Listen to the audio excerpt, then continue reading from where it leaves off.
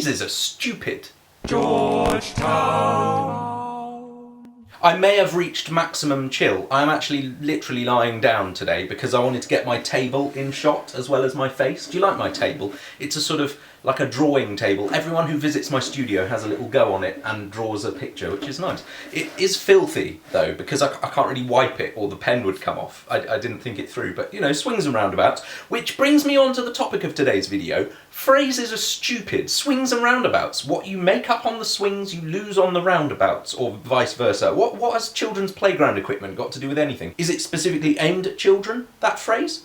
And why would they be gambling at the playground? It troubles me. Anyway, I've compiled a list. I've been working on this for several years, so now's the time to vent. Firstly, no news is good news. That's meaningless. Well, it's not meaningless. It's got too many meanings, if anything. On the one hand, it could mean no news is good news. Like, nothing that anyone says in the news could be good news. So all news is bad news. But that seems a bit of a depressing way to look at the world. The alternative is that no news, like not hearing any news, is in itself good news, which is kind of more optimistic, but actually a bit defeatist in its own way, because it's like, well, the less you know, which I'm not really pleased with. No news is good news. Can anyone explain that to me? In the comments, please. Next, yay high. That's a phrase I don't understand. Has anyone ever said that to you? Like, oh, I knew you when you were yay high.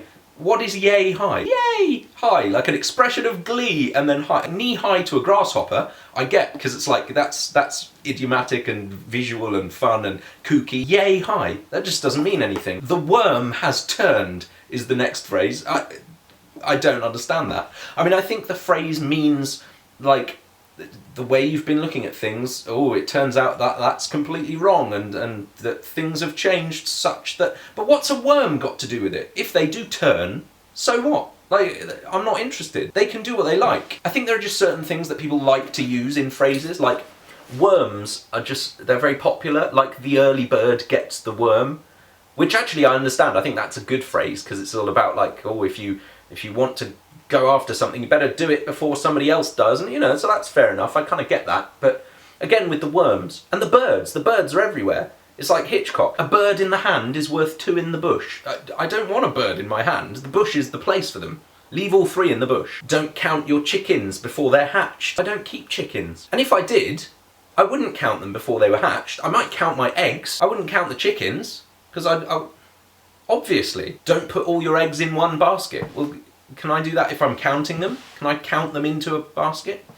Do I have to... Maybe they're linked. Maybe you have to count them into separate baskets so you don't lose count. That's the thing, isn't it? Okay, I'm cool with that now. My next phrase, I've actually written quite a long paragraph about 3 or 4 years ago.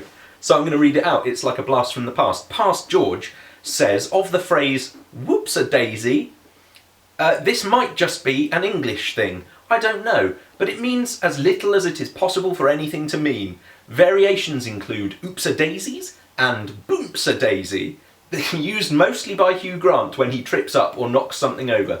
It is on a par with the sort of grunting noise old fat people make when they lean over to pick something up. And yet, it contains perfectly cogent sounding word-like elements. Daisy actually is a word, a noun referring to a type of flower, in case you live in the future and there's no such thing. But what daisies have to do with anything, I can't suggest. Whoops is less of a word, but still, taken alone, it has a kind of arbitrary sense. The phrase as a whole, though, is an utterly gratuitous waste of breath. We might just as reasonably say blabbergooble. If someone feels the need to audibly draw attention to the fact that they've just done something lame or clumsy, he should carry an air horn. The worst thing about this phrase, however, is that I use it all the time and have no idea why. It is parasitic and feeds on my annoyance and self-loathing. That's a bit miserable, past George. But I still use that phrase, whoops-a-daisy. Still no idea what it means. Any ideas, please leave them below. And finally, I'd like to end with a phrase that actually I really like, although it sounds like gibberish. You can't have your cake and eat it too. Sounds like nonsense, because, like, if you can't eat your cake, what's the point having it? Barely anything else that you can usefully do with a cake. But if you think about it, actually that phrase is brilliant. It's very evocative and thoughtful, because what it really means is you can't have already eaten your cake and still have it. So it's, you know, it's about retention of resources versus expenditure of resources, or playing it safe versus going out there and getting it, and so on and so forth. That's really interesting, and it's a nice little image there. So some phrases are brilliant. I don't know. Hey, if you've got any stupid phrases that I haven't thought of, please leave them in the comments. Let's continue this discussion down below. I'm sure there are plenty. I would like to hear from you. And do leave a thumbs up on the video, click like, and subscribe to this channel if you haven't already. And if you would like to join the ranks of my Patreon supporters, here are their names on the screen now, fabulous people, you're very welcome to go and check that out as well. So, have a great day everybody, thanks so much for watching, see you soon, bye!